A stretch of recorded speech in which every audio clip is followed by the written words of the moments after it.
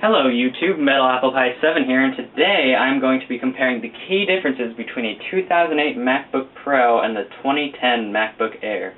The most important differences are that the MacBook Pro has a Core 2 Duo at 2.53 GHz processor with 6 GB of RAM and a 500 GB hard drive, whereas the MacBook Air has a Core 2 Duo processor at 2.13 GHz with 4 GB of RAM and a 256 solid-state hard drive. The other specs of the computer will be posted in the description. Alright guys, so the first thing I will be doing is a boot up test. I will be using my handy-dandy iPhone here to get the times of each one. Alright, so I shall now boot it up and try to press the start button at the same time. Alright. And they're off. The MacBook Air is already up. And it's already on before the MacBook Pro even has a chance to get the Apple logo up.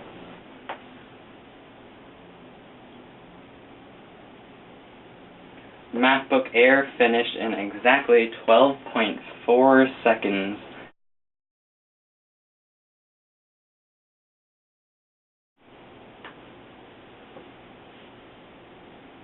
Going on 40 seconds so far.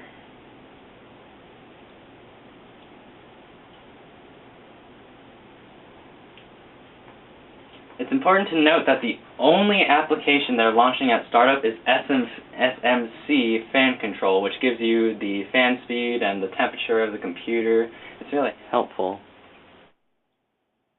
Helpful.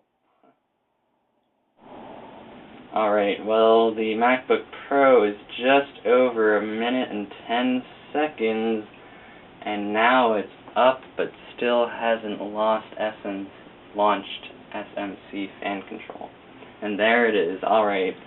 So, the MacBook Air finished in just over 12 seconds, whereas the MacBook Pro finished in 1 minute and 22 seconds.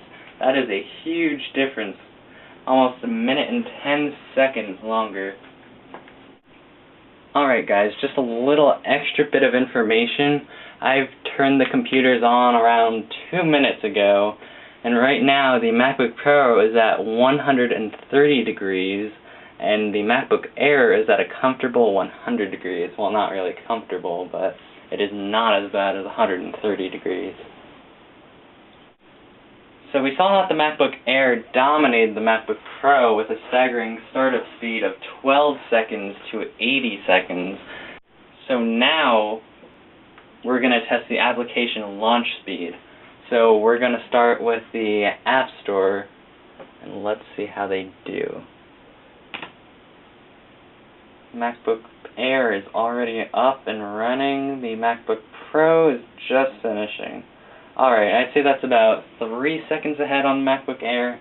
Not too much, but it is a difference. Now let's try a more demanding application like iMovie. Alright, iMovie over there, iMovie over here. Ready? 1, 2, 3. The MacBook Air is up and completely running, whereas the MacBook Pro is just getting up. So that was a pretty big difference, more of like a 7 to 8 second difference, and that's a pretty demanding application.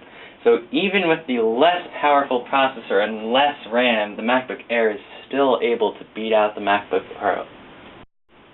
Now let's test the graphics performance on each one. This is where the MacBook Pro really accelerates, and the MacBook Air still isn't that bad. It's actually pretty good, but the MacBook Pro is just amazing at graphics. So let's start my most graphic-intensive thing, which is StarCraft 2. I love that game. So let's just see starting it up.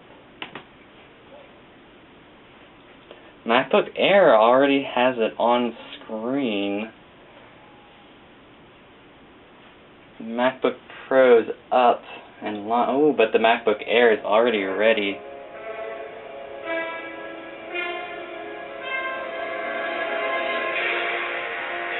MacBook Pro is still loading.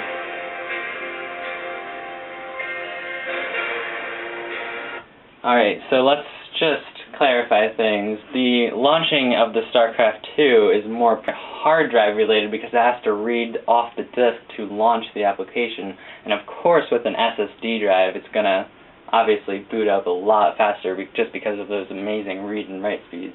Alright, so they're both up. Let me type in my password and I'll be right back. Alright, so both games are up, both on 1440 by 900 resolution, and they're both on low settings all around.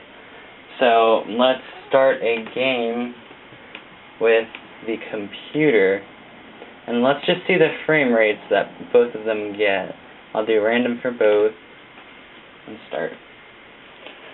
Alright, so loading the game again is going to be more hard drive related because it's got to load the data. Alright, so let's just try. Let's just get each of them up and running to see what they're doing. Alright, now to get the frame rate. The MacBook Pro is pumping out 160 frames per second, where the MacBook Air is only pumping out 24 frames a second. This is still playable on the MacBook Air, but I mean, you're not going to want to sit here all day with that. So this amazing 160 frames per second, alright, now send to 150 frames per second, but still, that's just amazing on the MacBook Pro. That is so smooth, and the MacBook Air, it's pretty smooth, but nowhere near as close to the MacBook Pro. Alright, so now I am going to put them on medium resolution, or medium quality, I should say, and see where the frame rates go to.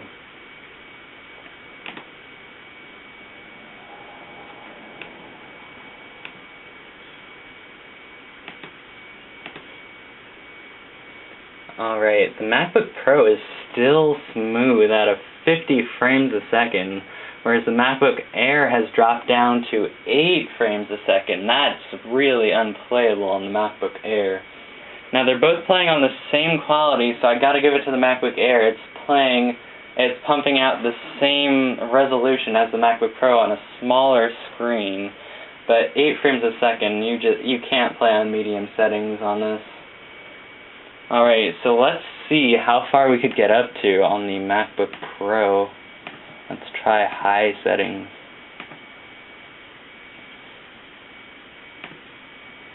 The MacBook Pro is still smooth at 30 frames a second, more like 28, but that is still smooth. That's even higher than the MacBook Air had on low quality. So if you're going to get a gaming laptop, you're going to want to go with the MacBook Pro, because that is just so much better. Just for fun, let's see how many frames a second the MacBook Air would get on Ultra settings. Now, I don't think Apple is going to come out with a MacBook Air that can play games on Ultra for maybe 5-6 years. But let's just see what the current MacBook Air can handle. Alright, on extreme performance, the MacBook Air is only getting 4 frames a second. That is just, you can never play on 4 frames a second, I don't care what you say. Alright, so let's put the graphics quality to extreme on the MacBook Pro. I don't think this will be playable, but it will be much better than 4 frames a second. Wow, still doing good. Alright, at extreme quality, the MacBook Pro is getting 20 frames a second, just under what the MacBook Air was getting on low quality. So, yeah, if you're getting a gaming laptop, you're not even going to want to think about the MacBook Air. It's decent. I shouldn't say that. If you want to play on low, fine. That 25 frames a second, that's definitely playable. But, I mean, as the games advance, they're going to get even more demanding, and I'm not sure if this MacBook Air can handle that. Alright guys, so this has been a review by Metal Apple Pie 7 comparing the MacBook Pro to the MacBook Air.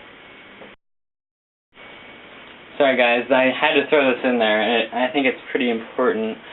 Okay, so after running, it's still running it on extreme on both of them. The MacBook Pro is up to 189 degrees, whereas the MacBook Air right now is at 160 degrees.